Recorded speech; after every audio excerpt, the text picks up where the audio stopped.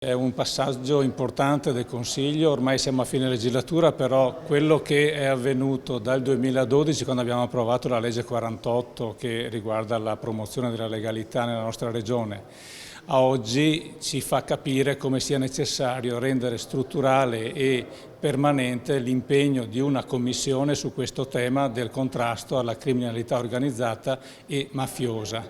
I dati della direzione investigativa antimafia dell'ultimo semestre dicono in maniera puntuale quali sono queste presenze, dove hanno ormai surclassato l'economia di tanti settori e dove c'è bisogno di intervenire con urgenza, con un monitoraggio costante. Questo è il significato della modifica del regolamento che entrerà in vigore dalla prossima legislatura. Ciò non toglie che già da oggi possiamo comunque approfondire alcune tematiche che ormai sono all'evidenza quasi quotidiana della cronaca.